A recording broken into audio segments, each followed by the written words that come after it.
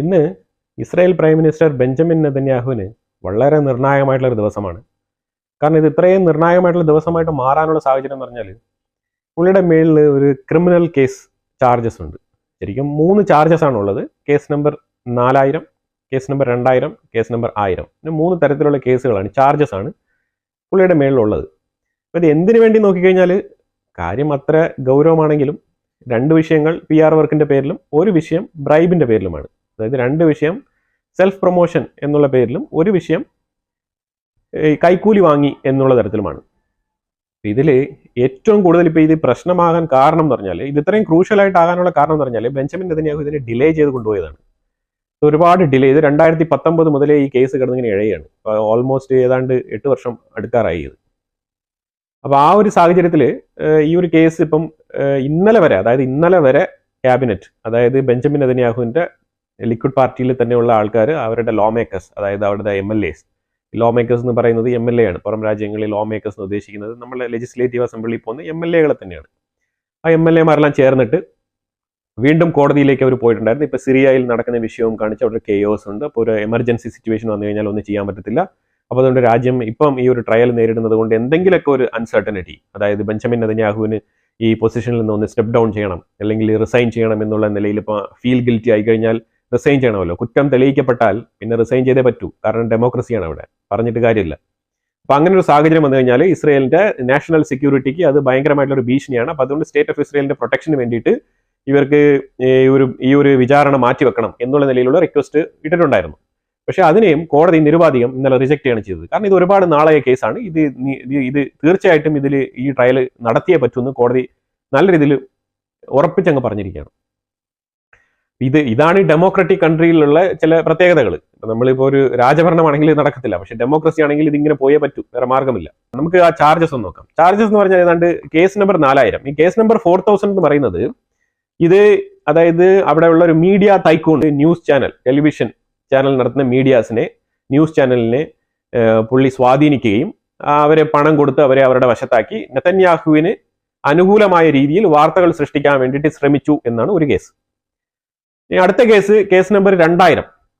ഈ case number 2000 അതായത് news paper media, അതായത് ഈ പത്രമാധ്യമങ്ങളെ, ആ ഒരു ഗ്രൂപ്പിനെ പുള്ളി സ്വാധീനിക്കുകയും എന്നിട്ട് പുള്ളിക്ക് അനുകൂലമായ രീതിയിൽ, ബെഞ്ചമിൻ നെതന്യാഹുവിന് അനുകൂലമായ രീതിയിലുള്ള വാർത്തകൾ സൃഷ്ടിക്കാൻ വേണ്ടിയിട്ട് ശ്രമിച്ചതായിട്ടാണ് രണ്ടാമത്തെ കേസ്. ഇതിൽ ഏറ്റവും ക്രൂഷ്യലായിട്ട് വരുന്ന കേസ് ഈ 3ാമത്തെ കേസാണ്, കേസ് നമ്പർ 1000. ഈ 1000 എന്ന് പറഞ്ഞ ഈ കേസ് നമ്പർ 1000, ഈ കേസ് നമ്പർ 1000 രജിസ്റ്റർ ചെയ്തിരിക്കുന്നത് എന്താണെന്ന് പറഞ്ഞാൽ, പുള്ളി കുറെ സമ്മാനങ്ങൾ മേടിച്ചു കൂട്ടിയിട്ടുണ്ട്. ഒരു ബിസിനസ്മാൻ, വലിയൊരു ബിസിനസ്മാന്റെ കയ്യിൽ നിന്ന് ഏതാണ്ട് സിഗരറ്റ്, ഷാമ്പൈൻ, ജ്വല്ലറി, ഇത് കൂടാതെ ഒരു 200, അത് $200,000, അത് $2 ലക്ഷം, ഇത്രയും കൈക്കൂലിയായിട്ട് പറ്റിയിട്ട് പുള്ളിയുടെ സ്വാർത്ഥ താല്പര്യങ്ങൾ, ആ ബിസിനസ്മാന്റെ താല്പര്യങ്ങൾ സംരക്ഷിക്കാൻ വേണ്ടിയിട്ട് വഴിയൊരുക്കി എന്നുള്ള നിലയിലാണ് ആ കേസ്. ഇതിനകത്ത് ഡീറ്റെയിൽ ആയിട്ട് ആരാണ് ഏതാണെന്നൊന്നും പറഞ്ഞിട്ടില്ല. അതൊക്കെ ഈ കൺവിക്റ്റ് ആയാൽ മാത്രം, അതായത് ഈ ഒരു പ്രതി എന്ന് പറയപ്പെടുന്ന ഈ ബെഞ്ചമിൻ നെതന്യാഹു കൺവിക്റ്റ് ആയാൽ മാത്രമേ ഈ ഒരു ഡീറ്റെയിൽസ് ഒക്കെ പുറത്തു വരുള്ളൂ. അപ്പൊ അതുവരെ കോർട്ടിലാണ് ഈ കാര്യം, കോടതിയിലായതുകൊണ്ട് വളരെ കോൺഫിഡൻഷ്യൽ ആണ് കാര്യങ്ങൾ. അപ്പൊ ഇന്നലെ വൈകുന്നേരം ഏതാണ്ട്, അപ്പൊ ഇതിനെ തുടർന്ന് തുടരെ ഈ കേസുകൾ ഇങ്ങനെ മാറ്റി വെച്ചുകൊണ്ടിരിക്കുകയാണ്. അപ്പൊ ഇതിന് പല കാരണങ്ങൾ കൊണ്ടാണ് ഈ കേസ് നീങ്ങിപ്പോയത്. അപ്പൊ അതിന്റെ ഇടയ്ക്കാണ് ഇപ്പൊ ഇങ്ങനെ ഒരു യുദ്ധം വന്ന് ഭവിച്ചത്. അപ്പൊ യുദ്ധം വന്നതുകൊണ്ട് തന്നെ കുറച്ചുകൂടെ അനുകൂലമായി ഇത് നീട്ടി വെക്കാൻ വേണ്ടിയിട്ട്. അപ്പൊ പല സാഹചര്യങ്ങളിൽ ഇങ്ങനെ ഇതിന്റെ 2022 ഇത്തവണത്തെ നെതന്യാഹു വീണ്ടും അവിടെ ഒരു പ്രധാനമന്ത്രിയായി മാറുന്നത്. അപ്പൊ ആ സമയത്ത് കുറച്ചുകൂടെ അയാൾക്ക് എളുപ്പമായി ഇത് കുറച്ച് നീട്ടി വെക്കാൻ വേണ്ടിയിട്ട്. അപ്പൊ ഇതിനെക്കുറിച്ച് ബെഞ്ചമിൻ നെതന്യാഹുവിന് എന്താണ് പറയാനുള്ളത് അത് പുള്ളി പറഞ്ഞിട്ടുണ്ട്. ഇന്നലെ വൈകുന്നേരം ഒരു പത്രസമ്മേളനം വിളിച്ച് പുള്ളി പറഞ്ഞിട്ടുണ്ട്. അതിലേക്ക് നമ്മൾ വരാം. അപ്പൊ അതിന് മുമ്പായിട്ട് പറയാനുള്ളത് പറഞ്ഞാൽ, ഇതിനെ ചൊല്ലി ഒരുപാട് ഈ 2022 പുള്ളി പൊസിഷനിൽ വന്നതിന് ശേഷം ഈ ഒരു ലോ മേക്കേഴ്സ്, അതായത് MLAസിനെ പ്രൊട്ടക്ട് ചെയ്യാൻ വേണ്ടിയിട്ട് ഒരു ലോ ക്രിയേറ്റ് ചെയ്യാൻ വേണ്ടിയിട്ട് ഒരുപാട് ശ്രമിക്കുന്നുണ്ട്, പാർലമെന്റിൽ ശ്രമിക്കുന്നുണ്ട്. അത് പല തവണയായിട്ട് പരാജയപ്പെടുന്നുണ്ട്. അപ്പൊ അത് ഏകദേശം റെഡിയായി വരാൻ സമയത്താണ്, അതായത് MLAക്കൾക്കും ക്യാബിനറ്റിനും ഒരു ഇമ്മ്യൂണിറ്റി ലോ ഉണ്ടാക്കി കഴിഞ്ഞാൽ അത് പ്രൊട്ടക്ഷൻ കൊടുക്കും. അപ്പൊ അതുകൊണ്ട് ബെഞ്ചമിൻ നെതന്യാഹുവിന് ഈ ഒരു വിചാരണയിൽ ഇത് രക്ഷപ്പെടാം. ആ രീതിയിലുള്ള ഒരു ലോ ക്രിയേറ്റ് ചെയ്യാൻ വേണ്ടി ശ്രമിച്ചു. പക്ഷെ പുള്ളിക്ക് വേണ്ടിയാണോ ശ്രമിച്ചത്, അല്ലെങ്കിൽ ഇത് മറ്റുള്ള എല്ലാവർക്കും കൂടെ ഈ ഒരു ബെനിഫിറ്റ് കിട്ടിക്കോട്ടെ എന്നുള്ള രീതിയിൽ ശ്രമിച്ചതാണോ നമുക്കറിയത്തില്ല.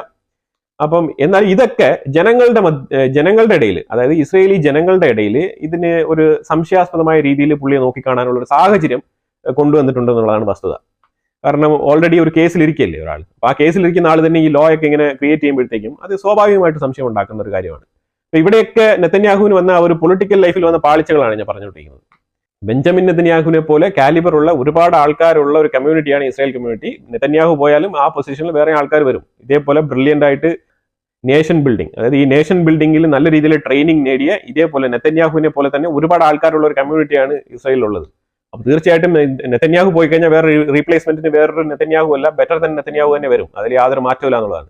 നെസറ്റിലുള്ള ആൾക്കാർക്കൊക്കെ ഈ ഒരു പ്രൊട്ടക്ഷൻ കിട്ടാൻ വേണ്ടിയിട്ട് ഈ ഒരു ലോ ക്രിയേറ്റ് ചെയ്യുന്ന സമയത്താണ് അവിടെ 2-3 തടസ്സങ്ങൾ സംഭവിച്ചത്. ഈ വാറിന്റെ കാരണം കാണിച്ച്, അതായത് ഇറാന്റെ മിസൈലുകൾ 2 തവണ വന്നായിരുന്നു. അപ്പൊ ആ സമയത്തും ഇതേപോലെ എക്സ്റ്റെൻഡ് ചെയ്തിട്ടുണ്ടായിരുന്നു പുള്ളിയുടെ കേസ് വിചാരണ. അതുപോലെ തന്നെ പുള്ളിയുടെ വീടിന്റെ മുകളിൽ തന്നെ ഈ വിൻഡോയിൽ ഒരു ഡ്രോൺ അറ്റാക്ക് നടന്നിട്ടുണ്ടായിരുന്നു. അപ്പൊ അതിനെ ചൊല്ലി കോടതി ജെറുസലേമിലാണ്. അപ്പൊ പുള്ളി സ്റ്റേ ചെയ്യുന്നത് ടെലവീവിലാണ്. അപ്പൊ ടെലവീവിൽ നിന്ന് ജെറുസലേമിലേക്ക് വരാനുള്ള ആ ഒരു സാങ്കേതിക പ്രശ്നം, കാരണം ഈ ഒരു ഭീഷണി നിലനിൽക്കുന്ന സാഹചര്യത്തിൽ എങ്ങനെയാണ്, അവിടെ ഒരു ഭീഷണി ഇല്ല, പക്ഷെ എന്നാലും ഈ ഒരു സാങ്കേതികത്വം കോടതിയിലെ അറിയിച്ചു എന്നുള്ളതാണ്. അതായത് ഇനി അഥവാ എന്തെങ്കിലും ഒരു ചാൻസ് എടുത്ത് എന്തെങ്കിലും സംഭവിച്ചു പോയാലോ, അപ്പൊ ആ രീതിയിൽ കോടതി അതിനെ മുഖവിലേക്ക് എടുക്കുകയും ചെയ്തു. പക്ഷെ അവസാന കോടതി ലാസ്റ്റാണ് ഈ ഒരു 10 ദിവസത്തെ എക്സ്റ്റൻഷൻ കൊടുത്തത്. ആ 10 ദിവസത്തെ എക്സ്റ്റൻഷൻ കൊടുത്തിട്ട് ഇന്നാണ് അതിന്റെ വിചാരണ നടക്കുന്ന ദിവസം. ഇന്ന് വീണ്ടും വിചാരണ തുടങ്ങുകയാണ്. അതിന് കോടതി ഒരു സൊല്യൂഷൻ പറഞ്ഞു. ജെറുസലേമിൽ നിന്ന് കോടതി ടെലവീവിലേക്ക് ഷിഫ്റ്റ് ചെയ്യുകയും അവിടെ സെക്യൂർ ആയിട്ടുള്ള ഒരു റൂമിലാണ് ഈ ഒരു വിചാരണയ്ക്ക് അറേഞ്ച് ചെയ്തിരിക്കുന്നത്. അപ്പൊ കോടതി അതിനും പരിഹാരം കണ്ടു. ഇനിയിപ്പോ അവിടെ മാർഗമൊന്നുമില്ല. അപ്പോഴാണ് ഈ സിറിയയുടെ കെയോസ് വന്ന് പതിച്ചത്. അപ്പൊ ഇപ്പൊ സിറിയയുടെ കാര്യം കാണിച്ചിട്ട് ഇപ്പൊ അവിടെ ഒരു അൺസർട്ടനിറ്റി ഉണ്ട്, അവിടെ ഒരു യുദ്ധം ഉണ്ടാകാൻ സാധ്യത ഉണ്ടെന്നുള്ള രീതിയിൽ ഇതിനെ തട്ടിക്കളിക്കാനും കുറച്ചുകൂടെ എക്സ്റ്റെൻഡ് ചെയ്യാനുള്ള ശ്രമം നടത്തി. പക്ഷെ അത് പരാജയപ്പെട്ടു. ഇന്നലെയാണ് പരാജയപ്പെട്ടത്.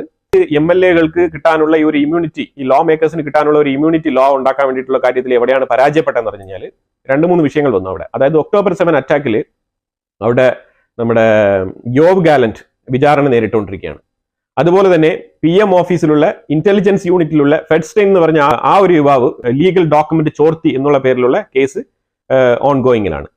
അപ്പൊ ഇമാതിരിയുള്ള കേസുകളൊക്കെ അവിടെ ഉണ്ട്. അപ്പൊ ഇങ്ങനെ ഒരു സാഹചര്യത്തിൽ ഒരു ഇമ്മ്യൂണിറ്റി ലോ ക്രിയേറ്റ് ചെയ്ത് കഴിഞ്ഞാൽ ഇവരൊക്കെ ആ കേസിൽ നിന്ന് രക്ഷപ്പെടും. അപ്പൊ അത് ഇതിനെ ബാധിക്കുന്നുണ്ട്. അപ്പൊ അതുകൊണ്ട് ഈ കഴിഞ്ഞ ആഴ്ച വരെ ഈ ഒരു ലോ പാസ് ചെയ്യാൻ വേണ്ടിയിട്ട് നെസറ്റിൽ ശ്രമിച്ചപ്പോഴത്തേക്കും ഈ ഒരു കാരണം കാണിച്ചാണ് ഇത് പരാജയപ്പെട്ടത് അവിടെ. കാരണം ഇത് ഫാർ റൈറ്റിലുള്ള ആൾക്കാർ ഇതിനെ അംഗീകരിച്ചില്ല. കാരണം ഈ ഒരു ഇൻവെസ്റ്റിഗേഷൻ പൊയ്ക്കൊണ്ടിരിക്കുന്ന കേസുകളൊക്കെ എങ്ങനെയാണ് റദ്ദാക്കാൻ പറ്റുന്നത്. അപ്പൊ അതുകൊണ്ട് അത് നടക്കത്തില്ല. ഇതൊക്കെ കഴിഞ്ഞിട്ട് വേണമെങ്കിൽ പുതിയ ഗവൺമെന്റ് ക്യാബിനറ്റിന്റെ സമയത്ത് വേണമെങ്കിൽ നമുക്കൊരു ലോയിനെ കുറിച്ച് ചിന്തിക്കാം എന്നുള്ള നിലയിലാണ് കാര്യങ്ങൾ അവതരിപ്പിച്ചത്. അപ്പൊ അതുകൊണ്ട് അവിടെ അതും സ്റ്റോപ്പ് ചെയ്യപ്പെട്ടു. അപ്പൊ എല്ലാ സാഹചര്യങ്ങളും പരാജയപ്പെട്ട സ്ഥിതിക്ക് ഇന്നലെ ഏതാണ്ട് 3 മാസങ്ങൾക്ക് ശേഷം ഇസ്രായേലിന്റെ പൊളിറ്റിക്കൽ റെപ്രസെന്റേറ്റീവ് എന്നുള്ള നിലയിലുള്ള ഒരു പത്രസമ്മേളനം ഇന്നലെ നെതന്യാഹു വിളിച്ചു കൂട്ടിയത്. ഇത് പൊളിറ്റിക്കൽ താല്പര്യം കൊണ്ട് മാത്രം കെട്ടിച്ചമച്ച കേസാണ് എന്നുള്ള നിലയിലാണ് പറഞ്ഞിരിക്കുന്നത്. സാധാരണ എല്ലാ പൊളിറ്റീഷ്യന്മാരും പറയുന്ന ഒരു കേസ് തന്നെയാണ്. ഇനി ഇതിന് വിറ്റ്നസ്സുകൾ ആരൊക്കെ ഉണ്ട്, ഈ വിറ്റ്നസ്സുകൾ ഏതൊക്കെ കോടതി ആരൊക്കെ ഇതിനകത്ത് ഇൻവെസ്റ്റിഗേറ്റ് ചെയ്തിട്ടുണ്ട്, ആരൊക്കെ മൊഴി കൊടുത്തിട്ടുണ്ടോ അവരെയൊക്കെ തിരിച്ച് മൊഴി കൊടുക്കാൻ വിളിക്കുന്നുണ്ട്, ഈ കൺഫർമേഷന് വേണ്ടി വിളിക്കുന്നുണ്ട്. നമ്മുടെ നാട്ടിൽ നടക്കുന്ന അതേ പരിപാടികളൊക്കെ തന്നെ. അപ്പൊ അവിടെ കേസിന് വിളിക്കുന്നുണ്ട്. ഇനിയിപ്പോ ഈ വിറ്റ്നസ്സുകളെ അനുസരിച്ചിരിക്കും ബാക്കി കാര്യങ്ങൾ.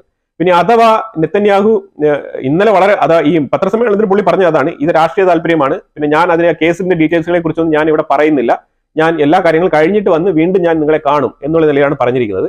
പിന്നെ തീർച്ചയായിട്ടും ഒരു കൺവിക്ഷനും അവിടെ നടക്കാൻ പോകുന്നില്ല, ഒരു തെളിവുകളും അവിടെ ഉണ്ടാവാൻ പോകുന്നില്ല, ഞാൻ നിരപരാധിയാണ് എന്നുള്ള നിലയിലാണ് നെതന്യാഹു ഇൻഡയറക്റ്റ് ആയിട്ട് പറഞ്ഞിട്ട് പോയിരിക്കുന്നത്. എന്റെ പേരിലുള്ള ക്രിമിനൽ കേസുകളുടെ ട്രയൽ ഞാൻ നേരിടാൻ പോവാണെന്നുള്ള രീതിയിലുള്ള സ്റ്റേറ്റ്മെന്റ് പറഞ്ഞിട്ടാണ് പോയിരിക്കുന്നത്. അപ്പൊ ഇന്ന് ഏതാണ്ട് സ്റ്റേറ്റ്മെന്റ് കൊടുത്തുകൊണ്ടിരിക്കുകയാണ്, കാര്യങ്ങൾ ടെസ്റ്റിമോണി നടക്കുകയാണെന്ന്.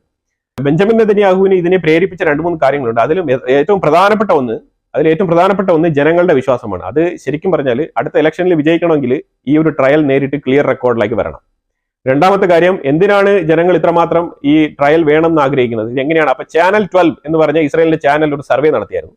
ആ സർവേയിൽ 85% ഇസ്രായേലികളും ഉദ്ദേശിച്ചത് നെതന്യാഹു ട്രയൽ നേരിടണം എന്ന് തന്നെയാണ്. അങ്ങനെ ജനവികാരം എല്ലാം മാനിച്ചുകൊണ്ട് പുള്ളി ഈ ഒരു ട്രയൽ നേരിടാൻ പോവാണ്. അല്ലെങ്കിലും ഒരു കുറ്റകൃത്യം, ഒരു ആരോപണം വന്നു കഴിഞ്ഞാൽ ട്രയൽ നേരിടുന്നത് തന്നെയാണ് അതിന്റെ മാതൃകാപരമായ പരിപാടി. അത് ബേസിക്കലി നമ്മുടെ നാട്ടിലൊക്കെ ആണെങ്കിൽ നമ്മൾ മാറി നിന്നിട്ട് കേസ് അന്വേഷിച്ചിട്ട് കുറ്റം തെളിയിച്ചിട്ട് വരണം എന്നാണ് പറയുന്നത്. പക്ഷേ 2019 മുതലേ ഈ ഒരു കേസ് ഇങ്ങനെ ലാഗിൽ കിടക്കുന്നത് കൊണ്ട് 2022 ഈ കേസ് നിലനിൽക്കെ തന്നെയാണ് പുള്ളി അവിടെ വിജയിച്ച് പ്രൈം മിനിസ്റ്റർ പൊസിഷനിൽ വരുന്നത്. അപ്പൊ അതിനവിടെ പ്രസക്തിയില്ല എന്നുള്ളതാണ്. അപ്പൊ അതുകൊണ്ട് തന്നെ 3 ദിവസങ്ങളിലായിട്ട് 6 മണിക്കൂർ വെച്ചിട്ടാണ് ഈ ഒരു ടെസ്റ്റിമോണി കൊടുക്കുന്ന ഈ ട്രയൽ നടക്കുന്ന ഈ ഒരു ടൈം ലൈൻ കോടതി കുറിച്ച് കൊടുത്തിരിക്കുന്നത്. അപ്പൊ ആ രീതിയിലാണ് കാര്യങ്ങൾ മുന്നോട്ട് പോകുന്നത്. പിന്നെ പുള്ളിക്ക് ഒരു കൺസേൺ ഉള്ളത് ഈ ഒരു ഗാസയിൽ നടത്തുന്ന ഒരു യുദ്ധം ഇത് ഇൻഡയറക്ട്ലി ഇസ്രായേലിന്റെ ഉള്ളിലുള്ള അറബ് കമ്മ്യൂണിറ്റിയെ നല്ല രീതിയിൽ ഇൻഫ്ലുവൻസ് സ്വാധീനിച്ചിട്ടുണ്ടാവും. വരുന്ന ഇലക്ഷനിൽ അറബ് കമ്മ്യൂണിറ്റിയുടെ വോട്ട് കുറച്ച് കുറയാനും സാധ്യതയുണ്ട് എന്നുള്ളത് പുള്ളി മുൻകൂട്ടിയെ പ്രെഡിക്ട് ചെയ്യുന്നുണ്ട്. പക്ഷെ എന്നാലും ഇനി വീണ്ടും അയാൾക്ക് ബാക്കി ഡ്യൂറേഷൻ ഉണ്ട്, ബാക്കിയുള്ള ടെനർ ഉണ്ട്. അപ്പൊ അത് ഇനി കിട്ടണം എന്നുണ്ടെങ്കിൽ ഈ ഒരു ട്രയൽ കഴിഞ്ഞ് പുള്ളി ക്ലിയർ ഹാൻഡ് ആയിട്ട് പുറത്തു വരണം. വന്നാൽ മാത്രമേ ഗാസയിൽ ഒരു റീസെറ്റിൽമെന്റും കാര്യങ്ങളൊക്കെ ഉണ്ടാക്കി പുള്ളിയുടെ പിന്നെ വീണ്ടും ഈ അറബ് കമ്മ്യൂണിറ്റിയുടെ ഇടയിൽ വീണുപോയ ഈ പ്രതിച്ഛായ, ഇസ്രയേലിന്റെ ഉള്ളിലുള്ള അറബ് കമ്മ്യൂണിറ്റികളുടെ ഇടയിൽ വീണുപോയ പ്രതിച്ഛായ വീണ്ടെടുക്കാനുള്ള ഈ ഒരു അവസരം ഉണ്ടാകാന്നുള്ളതാണ്. ഈ ജൂവിഷ് കമ്മ്യൂണിറ്റിയിൽ ഓൾറെഡി പുള്ളി ഫാർ റൈറ്റ് വിങ്ങിലും അല്ലാത്ത ഗ്രൂപ്പിലെല്ലാം പുള്ളി ഭയങ്കര സ്റ്റാർ തന്നെയാണ്. ഇസ്രയേലിന്റെ ഉള്ളിലുള്ള അറബ് കമ്മ്യൂണിറ്റിയിലും അവർ ശരിക്കും ബെഞ്ചമിൻ നെതന്യാഹുവിനെ സപ്പോർട്ട് തന്നെയാണ് ചെയ്യുന്നത്. പക്ഷേ എന്നിരുന്നാലും ഇവരും ഈ പാലസ്തീനികളും തന്നെയല്ലേ വിളിക്കപ്പെടുന്നത്. അപ്പൊ ഈ അറബ് കമ്മ്യൂണിറ്റി ശരിക്കും പറഞ്ഞാൽ ഈ ഒരു October 7 നടന്നു, അതിനെ അവർ ഖണ്ഡിക്കുന്നുണ്ട്. അതുപോലെ തന്നെ തിരിച്ച് ഗാസയിൽ ഇത്ര ലെങ്തി ആയിട്ടുള്ള ഒരു യുദ്ധം വേണ്ടായിരുന്നു എന്നുള്ള നിലപാടാണ് ഈ അറബ് കമ്മ്യൂണിറ്റി, ഇസ്രയേലിന്റെ ഉള്ളിലുള്ള അറബ് കമ്മ്യൂണിറ്റിക്കുള്ളത്. അതുപോലെ കുറച്ച് യങ്സ്റ്റേഴ്സ് ആയിട്ടുള്ള ജൂവിഷ് കമ്മ്യൂണിറ്റിക്കും ഇതേ അഭിപ്രായം തന്നെയാണ് ഉള്ളത്. അത് ഇസ്രയേലിന്റെ ഉള്ളിലുള്ള ജൂവിഷ് കമ്മ്യൂണിറ്റി അല്ല, ഇസ്രയേലിന്റെ പുറത്തുള്ള ജൂവിഷ് കമ്മ്യൂണിറ്റിയിലുള്ള യങ്സ്റ്റേഴ്സ്, അവർക്കും ഈ ഒരു അഭിപ്രായമാണുള്ളത്. അപ്പോൾ എന്തായാലും നെതന്യാഹുവിന്റെ കേസും അതിന്റെ ഒരു ട്രയൽ ഡീറ്റെയിൽസും പുള്ളി ഒരു പക്ഷേ ഇതിൽ കൺവിക്റ്റ് ആയി കഴിഞ്ഞാൽ പുള്ളിയുടെ പദവി തന്നെ തെറിച്ചു പോയേക്കാം എന്നുള്ള നിലയിലുള്ള ഒരു ട്രയലാണ് ഇപ്പൊ നടന്നുകൊണ്ടിരിക്കുന്നത്. അപ്പൊ ആ ഒരു വിഷയം പറയാൻ മാത്രമാണ് ഈ വീഡിയോ ചെയ്തത്. അപ്പൊ ഇതിനെക്കുറിച്ചുള്ള അഭിപ്രായങ്ങൾ നിങ്ങൾ കമന്റ് ബോക്സിൽ രേഖപ്പെടുത്തുക. അടുത്തൊരു വീഡിയോയുമായിട്ട് വരാം. Thank you so much.